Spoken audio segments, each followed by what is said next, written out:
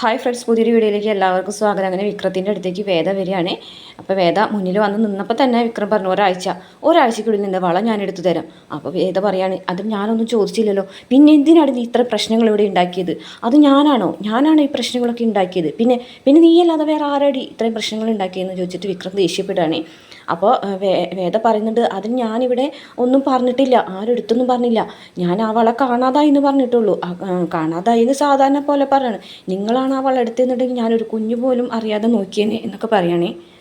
അന്നേരം വിക്രം പറയുന്നുണ്ട്, ഈ വീട്ടിൽ എല്ലാത്തിനും എൻ്റെ ഒപ്പം നിന്നിരുന്ന എൻ്റെ അമ്മ മാത്രമാണ് എന്നെ വിശ്വസിച്ചിരുന്നത്. അതും കൂടി ഇല്ലാതാക്കിയത് നീയാണെന്ന് പറയട്ടോ. അപ്പോൾ വേദ പറഞ്ഞിട്ട്, അതെ, അമ്മയ്ക്ക് അങ്ങനെ പെട്ടെന്ന് ദേഷ്യം വന്നപ്പോൾ അങ്ങനെ പറഞ്ഞതാണ്. അമ്മ അങ്ങനെ തെറ്റായിട്ടൊന്നും ചിന്തിക്കില്ല. അമ്മയ്ക്ക് അങ്ങനെ ആരും വെറുക്കാനൊന്നും കഴിയില്ല. കുറച്ച് കഴിയുമ്പോൾ മാറിക്കോളും. നിങ്ങൾ വളയെടുത്തത് എന്തായാലും കുഴപ്പമുള്ളതൊന്നുമല്ല. എന്നോടൊരു വാക്ക് പറഞ്ഞാൽ മതിയായിരുന്നു. അങ്ങനെയാണെന്നുണ്ടെങ്കിൽ ഞാൻ ഇത് കൈകാര്യം ചെയ്തേനെ എന്നൊക്കെ പറയട്ടോ. അപ്പോൾ വിക്രം പറയും, എല്ലാതും ഉണ്ടാക്കി വെച്ചിട്ട് അവൾ വീണ്ടും ഓരോന്ന് പറയാൻ നിൽക്കുന്നു പറയട്ടോ. അപ്പോൾ ഞാനല്ല പറഞ്ഞത്. അത് ഞാൻ വളം നോക്കിക്കൊണ്ടിരിക്കുന്ന സമയത്ത് അമ്മ വന്നപ്പോൾ അമ്മയാണ് അത് പറഞ്ഞത്. അല്ലാതെ അമ്മയോട് ഞാനത് പറഞ്ഞു. അച്ഛനാണിത് ഇങ്ങനെ ആക്കിയെടുത്ത് സത്യം ചെയ്യിച്ചത്. എന്ന് പറഞ്ഞിട്ട് ഇങ്ങനെ ദേഷ്യത്തോടുകൂടി, നിങ്ങൾ എന്തിനാണ് ഇങ്ങനെ ദേഷ്യപ്പെടുന്നത്? നിങ്ങൾ ആ വളയെടുത്തത് എൻ്റെ ഒരു കുറ്റമേറ്റ് പറയുന്നത് പോലെ പറയേണ്ട കാര്യമില്ലായിരുന്നു. നിങ്ങൾക്ക് എൻ്റെ ഭാര്യയുടെ വളയാണ്, അത് ഞാൻ എടുത്തുകൊണ്ട് പോയി എന്ന് പറഞ്ഞാൽ പോരായിരുന്നു എന്ന് പറയാൻ കേട്ടോ. അപ്പോൾ വിക്രം പറയുന്നുണ്ട്, എന്നിട്ട് വേണം മറ്റുള്ളവരെ കൊണ്ട് നിന്നെ ഞാൻ അംഗീകരിച്ചു എന്ന് പറയിപ്പിക്കാൻ. അംഗീകരിക്കാനാണ് പ്രശ്നം, എൻ്റെ വള എടുക്കുന്നതിലൊന്നും പ്രശ്നമില്ല അല്ലേ എന്ന് പറയട്ടെ. എന്തുകൊണ്ടാണ് ഒരു വള എടുത്തത്? 2 വള ഉണ്ടായിരുന്നല്ലോ. ഒരു വളരെ ആവശ്യം എനിക്ക് ഉണ്ടായിരുന്നുള്ളൂ. അപ്പോൾ എന്തോ ആവശ്യത്തിനെടുത്താണല്ലോ, അത് വെറുതെ എടുത്താന്നല്ല. എനിക്കറിയാം നിങ്ങൾ എന്തെങ്കിലും ആവശ്യത്തിനെടുത്തായിരിക്കുന്നു. എൻ്റെ വീട്ടുകാർ തന്ന 10 ലക്ഷം രൂപ പുല്ല് പോലെ അവരുടെ മുഖത്തേക്ക് വലിച്ചെറിഞ്ഞ ആളല്ലേ. അപ്പോൾ എന്തെങ്കിലും ആവശ്യമില്ലാതെ എടുക്കൂലെന്ന് എനിക്ക് നന്നായിട്ടറിയാം എന്നൊക്കെ വേദ പറയുന്നുണ്ട്. എന്തായാലും നിങ്ങൾ ആ വള എടുത്തുകൊണ്ട് പോയതിൽ എനിക്ക് പരാതിയൊന്നുമില്ല. ഇനി അങ്ങനെ എടുക്കണമെന്ന് എടുത്തിട്ടുണ്ടെങ്കിൽ വിക്രം അത് തിരികെ എടുത്തു തരുന്നത് വരെ ഞാൻ വെയിറ്റ് ചെയ്തോളാം. വൈകുന്നേരം വരെ ഞാൻ കാത്തിരുന്നെങ്കിൽ ഇങ്ങനെയൊന്നും പ്രശ്നം ഉണ്ടാവുമായിരുന്നില്ല. നീ ഇപ്പം എന്തിനാണ് ഇങ്ങോട്ട് എഴുന്നള്ളൂ എന്ന് ചോദിക്കുകയാണേ.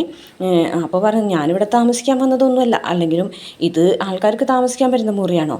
ഇത് വൃത്തിയും വെടുപ്പാക്കി എടുക്കണം. മറ്റുള്ളവർക്ക് താമസിക്കാൻ പറ്റുന്ന രീതിയിൽ ഒരു വൃത്തിയും മെനയുള്ള പരിവാക്കിയെടുക്കണം. എന്നിട്ട് വേണം ഇങ്ങോട്ട് താമസം മാറാം. പിന്നെ ഒരു കട്ടിലുണ്ടല്ലോ, ഒരാൾക്ക് മാത്രം കിടക്കാൻ പറ്റുന്ന ആ കട്ടിലൊന്നും മാറ്റിയിട്ട് ഒരു വലിയ കട്ടിൽ മേടിക്കണം എന്ന് ഒരു കള്ളച്ചിരിയോടെ വേദ വിക്രമിനോട് പറയാണ് കേട്ടോ. അപ്പോൾ വിക്രമിന് ദേഷ്യം വരികയാണേ. സാരില്ല, ഇനിയിപ്പോൾ അതൊക്കെ പിന്നീട് സംസാരിക്കാം എന്ന് പറയാൻ കേട്ടോ. അപ്പോൾ ദേഷ്യം വന്നിട്ട് വിക്രം ഇങ്ങനെ വേദന നോക്കുകയാണേ. എന്നിട്ട് പറയുന്നുണ്ട്, അതെ, അങ്ങനെ ഒരു തീരുമാനം ഈ ജന്മത്തൻ്റെ ഭാഗത്തു നിന്നുണ്ടാവുമെന്ന് നീ വിചാരിക്കേണ്ട എന്നൊക്കെ പറയാണ്. എന്നിട്ട് പിന്നീട് വേദ പറയുന്നുണ്ട്, അതെ, ഇനിയിപ്പോൾ വേണമെന്നുണ്ടെങ്കിൽ എന്നോട് ചോദിച്ചാൽ മതി, ഞാൻ തരാം എന്നൊക്കെ പറഞ്ഞിട്ട് വേദ അവിടെ നിന്ന് പോകുകയാണ്. ഗുഡ് നൈറ്റും പറഞ്ഞിട്ടാണ് വേദ അവിടെ നിന്ന് പോകുന്നത്. പിന്നീട് കാണിക്കുന്നത് ശ്രീജ വിഷ്ണു ഭക്ഷണം വിളമ്പി കൊടുക്കണം. അത് മുഴുവൻ എടുത്തേക്കില്ലേ ശ്രീജയെ, ഇങ്ങോട്ട് എടുത്തേക്ക്, അപ്പോൾ ബാക്കിയുള്ളവർക്കും കഴിക്കണ്ടേ വിശ്വേട്ട എന്ന് പറയുകയാണേ. അവരൊന്നും ഇനി കഴിക്കാൻ എല്ലാവരും കഴിച്ചതല്ലേ എന്ന് ചോദിക്കുകയാണേ. അപ്പോൾ പറയുന്നുണ്ട്, വേദയും വിക്രം കഴിച്ചിട്ടില്ല എന്ന് പറയും. അതെ, ഇന്നത്തെ സാഹചര്യം അനുസരിച്ച് വിക്രം കഴിക്കാനായിട്ട് എന്തായാലും വരാൻ സാധ്യതയില്ല എന്ന് പറയും. എന്നാലും പാവം വിക്രത്തിനെ കള്ളനാക്കിയല്ലോ എന്ന് പറയാൻ കേട്ടോ. കള്ളനെ വിളിച്ചപ്പോൾ അവൻ്റെ മുഖം ഒന്ന് കാണണമായിരുന്നു പറയുമ്പോൾ പിന്നെ കള്ളനെ ഹരിചന്ദ്ര എന്നൊക്കെ വിളിക്കാൻ പറ്റുമോ എന്ന് ചോദിക്കുകയാണേ. എന്നാലും അവനത് എടുത്തിട്ടുണ്ടാവില്ല എന്നൊക്കെ ശ്രീജ പറയാണ്. അന്നേരം വിശ്വം പറഞ്ഞിട്ട്, ഓരോത്തിനും ഓരോ സമയമുണ്ട് ശ്രീജയെ. അച്ഛൻ പറയാറില്ലേ, വിതയ്ക്കാനൊരു സമയം കൊയ്യാനൊരു സമയം എന്നൊക്കെ പറയാൻ കേട്ടോ. അപ്പോൾ ശ്രീജ ആ ദോശയൊക്കെ എടുത്തു പോകുന്നുണ്ടപ്പോൾ വിശ്വം പറഞ്ഞിട്ടുണ്ട്, അതൊക്കെ അവിടെ വെക്കും ശ്രീജയെ, അതെ, ബാക്കിയുള്ളവർക്കും കൂടെ കഴിക്കണം. അല്ല, ശരിക്കും വിക്രം എന്തെങ്കിലും ആവശ്യത്തിന് വേണ്ടി എടുത്തതാവും. അതെ, എന്നാലും ദോശ തരില്ല എന്ന് പറഞ്ഞിട്ട് ദോശയും കൊണ്ടുപോകും കേട്ടോ. ഇതേ സമയം നന്ദിനിയോട് വിനായകൻ വന്ന് പറയാണ്, ഇന്ന് ആ വള കാണാതില്ല എന്ന് പറഞ്ഞ സമയത്ത് എനിക്ക് നിൻ്റെ മുഖത്തെ വെപ്രാളാണ് കണ്ടത്. അത് പിന്നെ അങ്ങനെ ഉണ്ടാവില്ലേ, നമ്മൾ താമസിക്കുന്ന വീട്ടിലൊരു സാധനം പോയി എന്ന് പറഞ്ഞാൽ നമുക്ക് ടെൻഷൻ ഉണ്ടാവില്ലേ? അത് ശരിയാണ്. പക്ഷേ കഷ്ടകാലത്ത് ഞാൻ കയറി പറയുകയും ചെയ്ത് അതാരെങ്കിലും എടുത്തതാവുന്നുള്ളത്. അപ്പോൾ നിൻ്റെ മുഖം കണ്ടപ്പോൾ നീ എങ്ങാനും എടുത്തതാണെന്ന് ഞാൻ വിചാരിച്ചു. അപ്പോൾ നന്ദിനിക്ക് ദേഷ്യം വരികയാണ്. ഞാനോ? എനിക്കെന്തിനാണ് അവളെ വള? അല്ല, സ്വർണം കാണുമ്പോൾ കൺട്രോൾ പോകുന്നത് നിനക്കാണല്ലോ. അനാവശ്യം പറയരുത് കേട്ടോ, എനിക്ക് നിങ്ങളുടെ വീട്ടിൽ ഒരാളെ സ്വർണ്ണവും വേണ്ട എന്ന് പറഞ്ഞിട്ട് നന്ദിനി വഴക്ക് പറയാണ് വിനായകനെ. ഞാൻ ഇങ്ങോട്ട് വന്നതേ അത്യാവശ്യം സ്വർണ്ണം പണം കൊണ്ട് തന്നെയാണ്. അതൊക്കെ ആരുടെ അടുത്തൊന്നും ഞാൻ പറയണ്ടല്ലോ. അതൊക്കെ ബാങ്ക് ലോക്കറിൽ സേഫ് ആയിട്ട് ഇരിക്കുന്നുണ്ടല്ലോ. മാസം മാസം പലിശ അടിക്കുന്നുണ്ട് എന്ന് പറയട്ടോ. അതേ എന്നെക്കൊണ്ടൊന്ന് പറയിപ്പിക്കണ്ട എന്ന് പറയട്ടോ. നീ വിഷമിക്കാതെ എന്ന് പറയാൻ കേട്ടോ. ആ സ്വർണ്ണമൊക്കെ നമുക്ക് അച്ഛനെ കൊണ്ട് തന്നെ പതുക്കെ എടുപ്പിക്കാം. ചെല്ലാൻ പറഞ്ഞിട്ടുണ്ട്. അല്ലെങ്കിൽ ഇപ്പോഴും നിങ്ങൾക്ക് എന്നെ താഴ്ത്തി കെട്ടി പറയുന്നത് ഇത്തിരി കൂടുതലാണല്ലോ എന്ന് പറയാം കേട്ടോ. ആ വേദ വന്നതിന് ശേഷം വേദന അത്രയ്ക്ക് വിദ്യാഭ്യാസവും വിവരമൊന്നും എനിക്കില്ലല്ലോ എന്നൊക്കെ പറഞ്ഞ് നന്ദിനി കെടുക്കുന്നുണ്ട്. പിറ്റേ ദിവസം രാവിലെ തന്നെ ഒരു പെൺകുട്ടി ഹോട്ടലിൽ വന്ന് ഇറങ്ങുകയാണ്. വേദ കൂലിയൊക്കെ കഴിഞ്ഞിട്ട് നിൽക്കുന്ന സമയത്താണ് കുട്ടി വരുന്നത്. അപ്പോൾ കമലാമ്മ മാഷിക്കൊരു കപ്പ് കാപ്പിയൊക്കെ കൊണ്ടു കൊടുക്കുന്നുണ്ട്. അപ്പോഴാണ് കുട്ടീനെ കാണുന്നത്. ഇതാര് ജീനയോ വാ മോളെ എന്ന് പറയട്ടോ. എന്താ ടീച്ചർ, എന്താ മാഷേ സുഖമല്ലേ എന്ന് ചോദിക്കുക. സുഖമാണ്, മോൾക്ക് സുഖമല്ലേ, മോൾ വിദേശത്ത് പോകുന്നൊക്കെ പറഞ്ഞല്ലോ എന്ന് പറയട്ടോ. അപ്പോഴേക്കും വേദ അവിടേക്ക് വരാൻ കേട്ടോ. അപ്പോൾ വേദന ഇങ്ങനെ നോക്കിയിട്ട് പറയും, നമ്മൾ തമ്മിൽ കണ്ടിട്ടില്ല, ആദ്യമായിട്ടാണ് കണ്ടത് എന്നൊക്കെ പറയുകയാണ്. അപ്പോൾ ഏതെങ്കിലും ഒന്നും മിണ്ടാതെ നിൽക്കണം. ആരൊന്നും മനസ്സിലായില്ല. വാ മോളെ അകത്തേക്ക് കയറി. അയ്യോ വേണ്ട, അകത്തേക്ക് കയറാനൊന്നും സമയമില്ല, ഞാൻ വിക്രത്തിനെ കാണാൻ വന്നാണ്. അപ്പോൾ മാഷ് പറയുന്നുണ്ട്, ഇപ്പോൾ അകത്തുനിന്നേ മോഷണം തുടങ്ങിയിട്ടുള്ളൂ, ഇനി അത് പുറത്തേക്കാവും. എന്തിനാണ് കുട്ടി ഇതുപോലുള്ളവരായിട്ട് ചങ്ങാത്തം കൂടുന്നത്? അവൻ ചെയ്യുന്ന പല കള്ളത്തരത്തിനും നിങ്ങളിരയാകേണ്ടി വരും എന്നൊക്കെ മാഷ് പറയട്ടോ. അപ്പോൾ കമലാമ്മ മാഷേ എന്ന് പറഞ്ഞിട്ട് ഇങ്ങനെ വിളിക്കുകയാണ്. അപ്പോൾ മാഷ് ഒന്നും മിണ്ടാതെ ഇങ്ങനെ കുമ്പിട്ടിരിക്കാൻ കേട്ടോ. അപ്പോൾ ആ പെൺകുട്ടിക്ക് ഒന്നും മനസ്സിലാവുന്നില്ല. അന്നേരം ശ്രീജ പറയുന്നുണ്ട്, ഞാൻ കാപ്പി എടുക്കാമെന്ന് പറയും. അയ്യോ വേണ്ട ചേച്ചി, കാപ്പിയൊന്നും വേണ്ട. അപ്പോൾ നന്ദിനി പറയും, ഞാൻ വിക്രത്തിനെ വിളിക്കാമെന്ന് പറഞ്ഞിട്ട് നന്ദിനി പോകാൻ പോകുമ്പോൾ ഞാൻ വിളിക്കായിടത്തിന്ന് വേദ പറയും. അപ്പോൾ പറയും, വേണ്ട വിളിക്കണ്ട, ഞാൻ ഇത് തരാൻ വേണ്ടി വന്നതാണ് എന്ന് പറഞ്ഞിട്ട് അയാൾ വള എടുക്കുകയാണ്. വള എടുക്കുമ്പോൾ എല്ലാവരും വളയമേലേക്ക് എന്നെ നോക്കുകയാണ്. അപ്പോൾ മാഷാണെന്നുണ്ടെങ്കിൽ വളയിലേക്ക് നോക്കുകയാണ്. അപ്പോൾ വേദയും അമ്മയൊക്കെ വളയിലേക്ക് നോക്കുകയാണ് കേട്ടോ. എന്നിട്ട് ഈ വള തരാൻ വേണ്ടിയിട്ടാണ് ഞാൻ വന്നത്.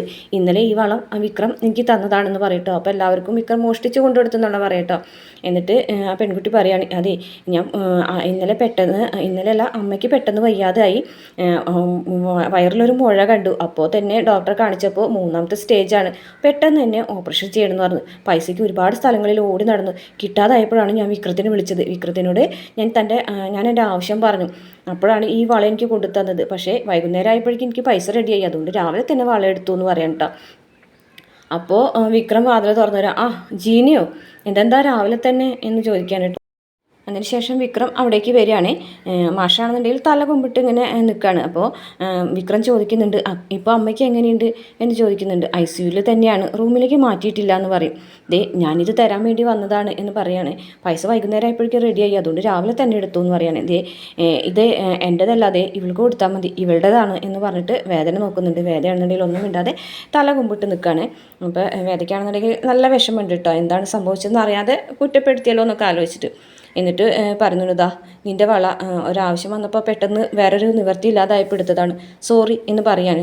മാഷാണെന്നുണ്ടെങ്കിൽ ഒന്നും ഇടാതെ തല കുമ്പിട്ട് നിൽക്കുന്നുണ്ട്. അമ്മയാണെന്നുണ്ടെങ്കിലും മാഷൊന്ന് നോക്കുന്നുണ്ട്. അമ്മയുടെ കണ്ണൊക്കെ നിറഞ്ഞ് ഒഴുകുന്നുണ്ട്. ശ്രീജയ്ക്കും ഭയങ്കര സന്തോഷമായി. നന്ദിനി മാത്രം മുഖം വീർപ്പിച്ച് നിൽക്കുന്നുള്ളൂ.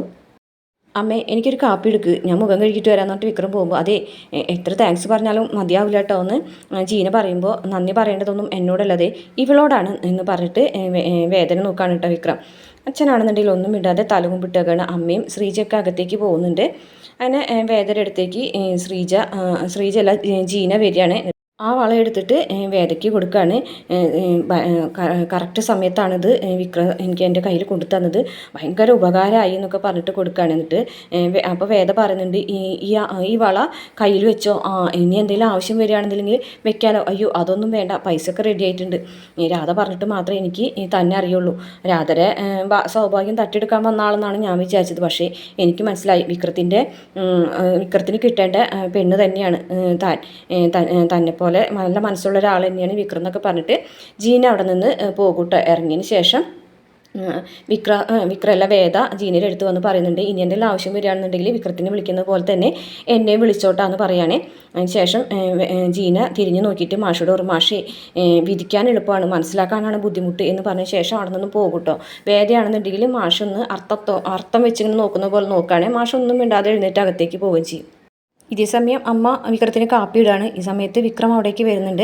അപ്പോൾ വിക്രത്തിൻ്റെ അടുത്തേക്ക് അമ്മ വന്നിട്ട് കണ്ണീരോടെ പറയുന്നുണ്ട്, മോനെ ഇന്നലെ അച്ഛൻ നിന്നെ കള്ളനാണെന്ന് പറഞ്ഞപ്പോൾ നിനക്ക് സത്യം പറഞ്ഞുകൂടായിരുന്നു ചോദിക്കുകയാണേ.